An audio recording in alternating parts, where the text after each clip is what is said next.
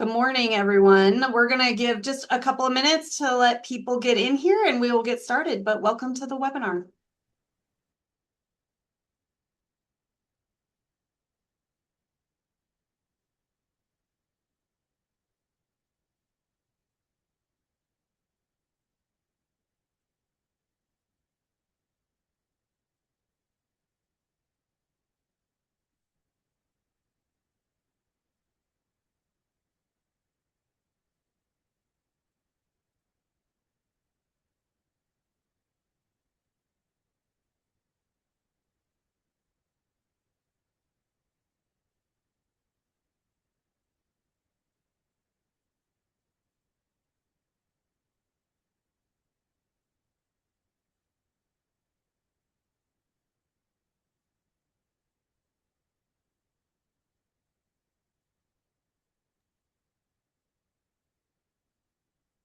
All right. It looks like it's slowing down, so let's go ahead and get started. Welcome. I'm Heather Tritton. I am the president and CEO of the Colorado Children's Campaign. Thanks so much for joining us today. This is our mid-session webinar, so this is part 2 of a 3-part series. Our last one will be the day after the session ends. We're happy that everyone is here. We are gonna go through all of our policy priorities today. If you have questions and can put them in the questions in the Q&A as opposed to the comments, that would be great. And we will go through all of our slides, and then when we get to the end, we will go through any questions. So let's go ahead and get started. At the Colorado Children's Campaign, we believe that every child deserves a seat at the table when public policies are made that impact their lives. But kids can't vote and they can't run for office, so we are their voice and their champions at the state legislature. The campaign has been the proud voice of children in policy and advocacy in our state for more than 40 years. We work to make Colorado the best place to be a kid and raise a kid. We use data and research to identify that kids across our state what they need most, then advocate for policies that strengthen their well-being and help them thrive. Our focus is on the whole child, so we work across early childhood, K-12 education, health, and economic security for the greatest long-term impact. Last Friday, Friday the 13th, March 13th, was the midpoint of our legislative session. And now we are preparing for the final 60 days. I guess we're at 55 days, according to my handy dandy calendar. So far, there have been 500 bills and resolutions that have been introduced, covering everything from budget issues to policy reforms, all sorts of things. And budget pressures are front and center at the Capitol, and you probably know that if you're reading the news at all. The Joint Budget Committee is currently finalizing the annual budget bill, also known as the long bill, and that we'll see that in the next couple of weeks. The budget constraints at the Capitol are real. I think we hear about it and think about it every single day. So Colorado is facing an $800 million budget shortfall for fiscal year 26-27, requiring significant spending reductions across the state. K-12 education and Medicaid are the biggest drivers of the state budget, creating competing pressures for a lot of limited resources. So while lawmakers and the governor have committed to protecting K-12 funding, controlling Medicaid growth is a central tool to help address our overall shortfall. Declining student enrollment may slightly reduce our K-12 spending needs, but Medicaid and healthcare costs will continue to dominate all of the budget negotiations as the state works to balance priorities under our Tabor restrictions.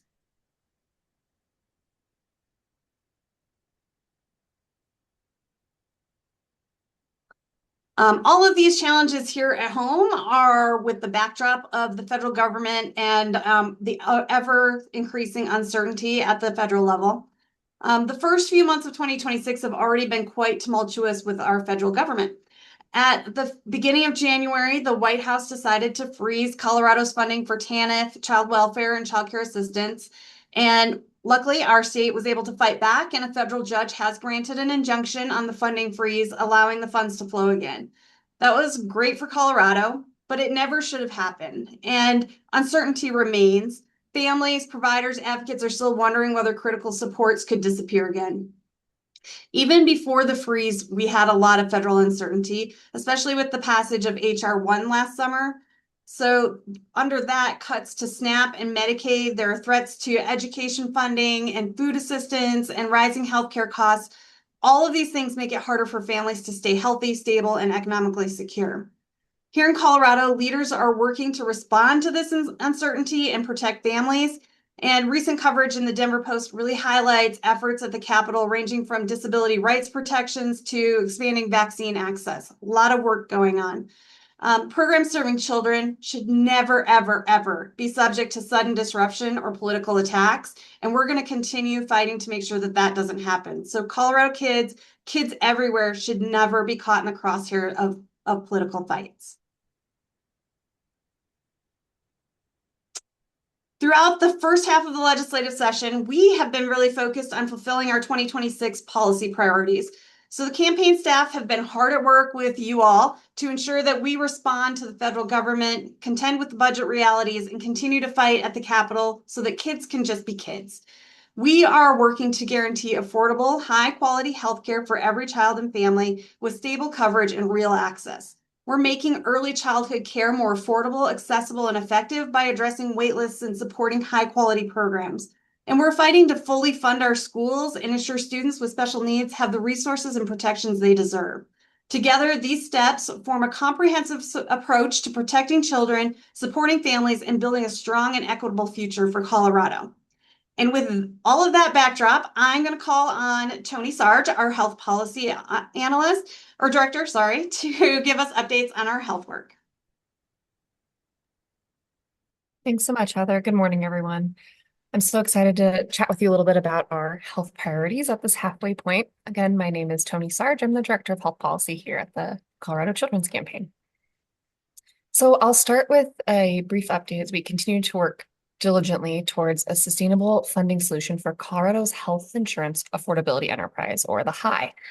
So in the private insurance marketplace, the HIE helps Coloradans afford health insurance through 3 programs: reinsurance, health premiums, and health premium subsidies, and OmniSalud. This enterprise has been struggling lately to maintain the funding necessary to ensure that health insurance stays affordable, especially with our changing federal landscape, like Heather mentioned. Additionally, each year, OmniSalud, which is a program for undocumented Coloradans or other Coloradans who can no longer access Medicaid due to upcoming federal changes in HR 1, struggles to maintain the funding that we need to keep enrolling folks year over year. So to keep Coloradans covered at the level of coverage we have for this year, we need to raise $139 million in revenue for this enterprise. A bill has not yet been introduced for this solution, but we're continuing to work with an extended group of stakeholders on this really complicated and critical issue.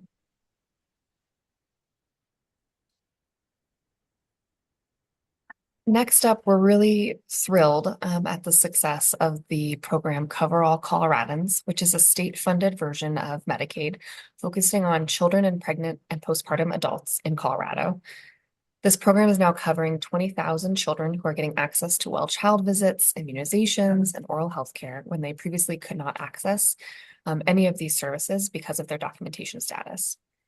So this program has been in place for just over a year now, and we're hearing frequently from providers, pediatricians, how this is really impacting the lives of the families that they care for.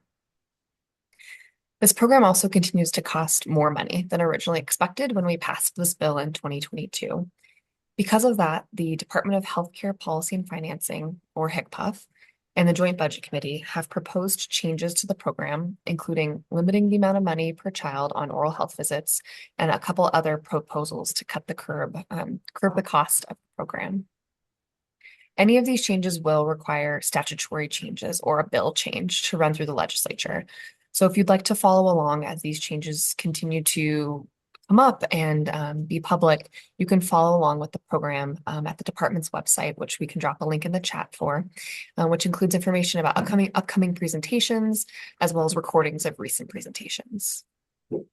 At the Children's Campaign, we're going to continue to push for the protection of all children with Medicaid coverage and ensure the intention of these government-funded programs continue to support the health of all Colorado's children. Finally, we are thrilled to celebrate the passage of one of our priority bills, Senate Bill 32, Ensuring Immunization Access for Coloradans Act.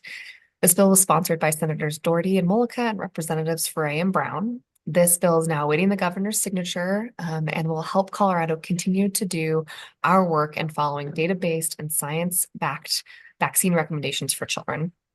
A picture here is of our board member, Dr. Edwin Astorius, who is a pediatrician specializing in infectious diseases and a former ACIP member at the CDC, who testified along other physicians, pediatricians from around the state to amplify the importance of clear guidance for vaccine recommendations and information for families and for providers.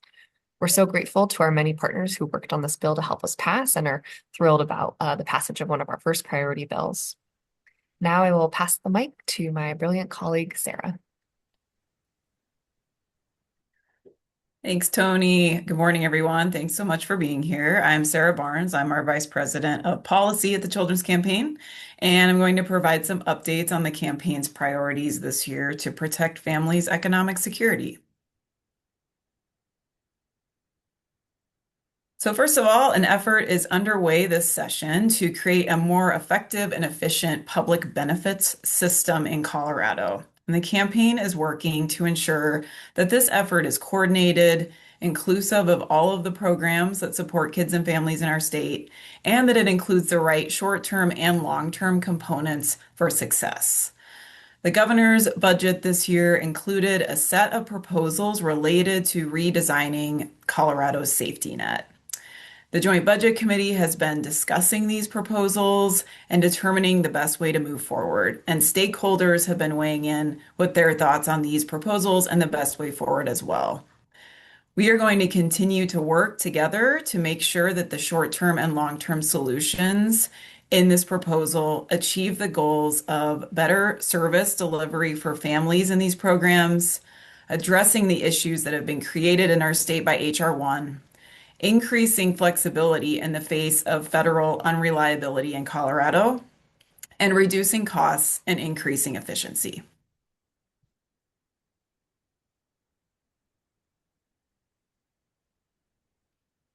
And a top priority of the campaign this year is stabilizing the TANF program, or Temporary Assistance for Needy Families, which is a critical part of our safety net, and strengthening it for the long term. As a reminder, TANF supports families who are experiencing extreme poverty, so making less than $15,000 a year in income, through cash assistance and other services and supports. More than 50,000 kids in Colorado receive cash assistance through our TANF program. The governor's budget also included proposals to stabilize TANF, including budgeting for cash assistance at the state level, which would ensure that BCA remains a program priority. There's also a proposal to pause the cost of living adjustments to BCA for 2 years. The Children's Campaign has concerns about this proposal, given that BCA is critical for families living in extreme poverty, and BCA payments are modest, and they were not adjusted for decades for inflation before 2024.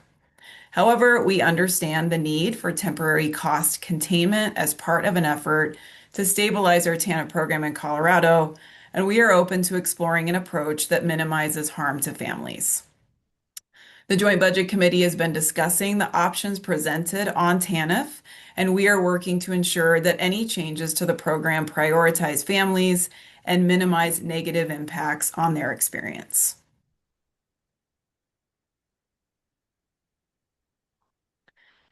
And another top priority for the campaign this year is to protect tax credits that bolster families' economic security and reduce child poverty. The Family Affordability Tax Credit, or the FATC, was created in 2024, and a new evaluation found that it reduces child poverty in Colorado by approximately 20%. When the FATC is combined with the child tax credit and the earned income tax credit in Colorado, these credits reduce child poverty by 37%. Unfortunately, H.R. 1 caused a hit to our state budget, and the FATC will not be available for tax year 2026, so when taxes are filed next year. And it will only be partially available in tax years 2027 and 2028 based on the current economic forecast. A package of bills introduced, led by our partners at the Colorado Fiscal Institute, provides an innovative solution to keep us from going backwards on the progress we've made to reduce child poverty in Colorado. These bills close certain tax loopholes to raise revenue for a family affordability credit, which is modeled after the FATC and will continue to support families during the time while the FATC is unavailable. All three of these bills passed out of the House Finance Committee and will next be heard in House Appropriations. We're very excited about the progress forward on each of these bills for families. And with that, I am going to turn it over to Matangi Subramanian, our amazing Director of Early Childhood. Hi, everyone. Thank you so much, Sarah. I'm Dr. Matangi Subramanian. I am the Director of Early Childhood Policy for the Children's Campaign. Thank you so much for joining us. So let's get right into it.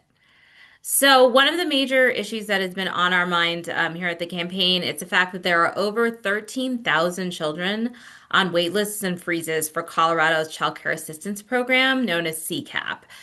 This includes about 400 TANF families who are not getting the childcare they need to fulfill their work requirements, and members of other vulnerable populations, like unhoused families, are unable to access care as the freezes continue, which is why we're excited about a pending piece of legislation which uses interest from the Family Fund to add dollars into CCAP for just the next 3 years.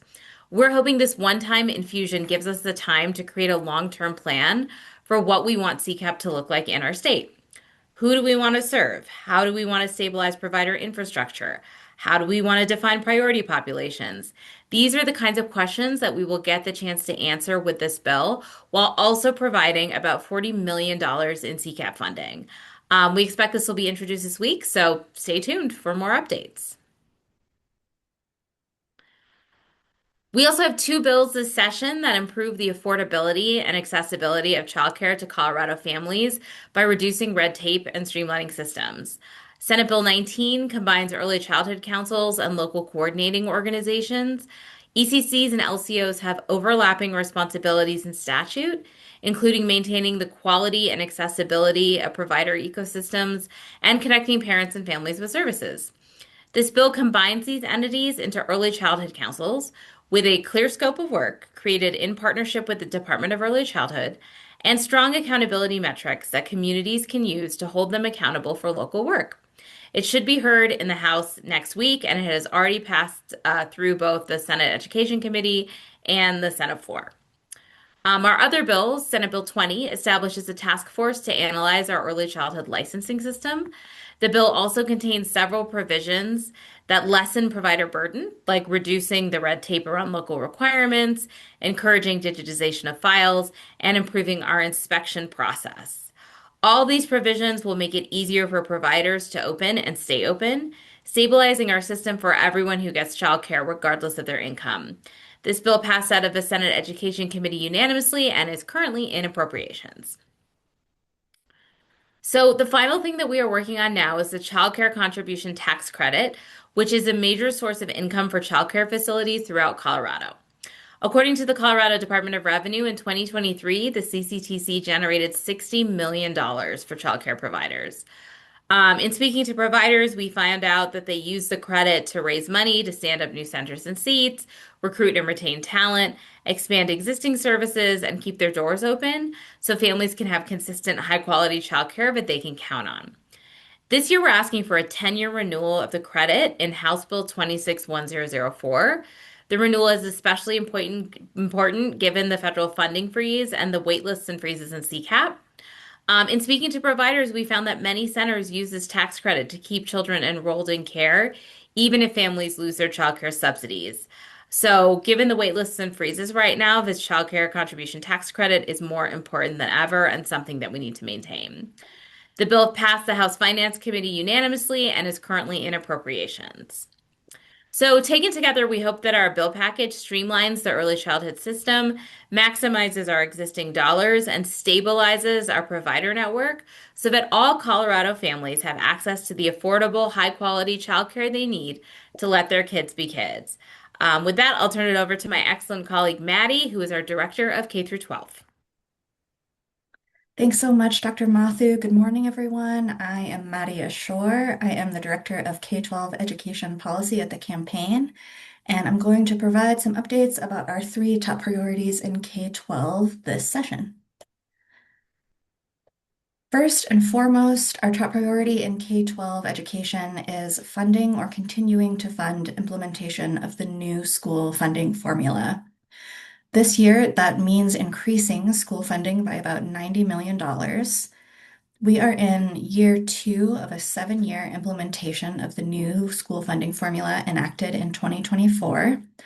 And I want to take a moment to remember that the formula will be one of the biggest investments in kids and equity in Colorado's history and will drive an additional hundreds of millions of dollars to schools each year if we can get it to stick. As of this morning, we still have the room in the budget to fully fund year 2 of the new school funding formula, but we will be closely watching the revenue forecast later this afternoon to make sure that that is still the case. Even if we can fully fund the formula this year, the state is not projected to have the revenue to continue implementation in future years. So, what can we do about that? What options are in front of us for fixing that? First, we could increase local share by about 220 million through recapturing specific ownership tax, which will look and feel like a $220 million cut to schools. Obviously, this is not a popular option before the JBC. We could speed up our implementation of enrollment averaging by moving to 2-year enrollment averaging more quickly. That would save the state about $50 million a year. Again, not a very popular option. The voters could also work to pass one of 2 or both ballot measures that are already moving through the process to get on the ballot right now. The first is a ballot measure to create a graduated income tax in Colorado. That could raise up to about $10 billion each year and really change things for the budget outlook going forward. But there's another more K-12 focused ballot measure in Senate Bill 135 that's making its way through the process right now. Senate Bill 135 would put a measure on the ballot to raise the Tabor cap on K-12 revenue. So it would allow the state to capture and retain about $4 billion additional dollars each year in out years. The state is not projected at this time to have revenue above the Tabor cap in this fiscal year or the following fiscal year. But this could be a long-term solution to the ongoing budget challenges we're seeing in K-12. We are working on Senate Bill 135. Big thanks to Senator Bridges for leading this effort. It's not easy to increase school funding under Tabor, but we do need to make sure that all of the dollars, all of the new dollars that are going into K-12 education are being routed through the new school funding formula. Any formula that isn't equitable in the way that the 2024 school funding formula is inherently and irrevocably inadequate. So we're still looking for those amendments. Up next, we've had to shift our second priority in K-12 education to some systems level defense this session. We know that teachers and schools are under a lot of pressure right now. We hear about this a lot, and it makes sense that policymakers often introduce legislation to decrease teacher workload. If anyone in the audience today has any ideas about how to decrease teacher workload at the state level, policy level, please reach out to me. We are always very curious about community thoughts and ideas in this space. However, it's important to examine state policy from a system level perspective because we have a responsibility to continuously improve our education systems, especially for traditionally underserved kids. So we've had to run some defense on 2 bills this year. The first was House Bill 26-1292. This would have allowed districts to evaluate high-performing veteran educators every 3 years instead of each year. Much of the research on good teacher support systems agrees on 2 general points. First, that teachers should have an opportunity to get feedback annually, and that system level outcome data should be a part of any evaluation system or any evaluation metrics that states use. The campaign was ultimately unclear about how student outcome data could be leveraged in a triannual system. And this bill it was postponed indefinitely in House Education last week.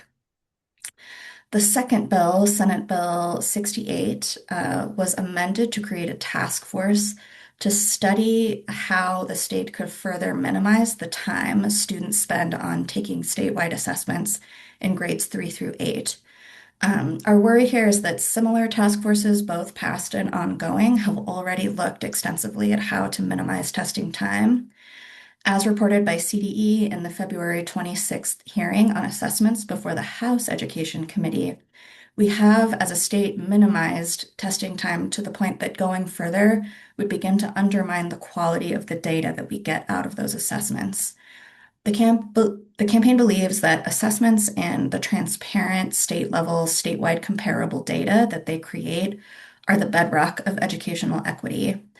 And the campaign also trusts the outstanding professionals at CDE, the State Board of Education, and members of the past and ongoing task forces to deliver the best possible balance of testing burden and equitable outcome data reporting. We will continue to watch Senate Bill 68 as it moves through the process. It's headed to appropriations, and we are anticipating a fiscal note for this bill. And in a tight budget year, we see a big uphill battle for this bill and that fiscal note.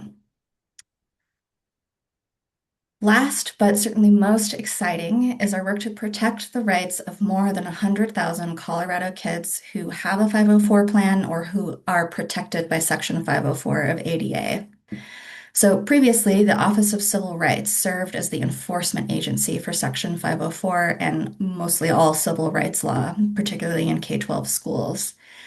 The federal government has reduced the capacity of the Office of Civil Rights under the U.S. Department of Education by about half over the last 2 years.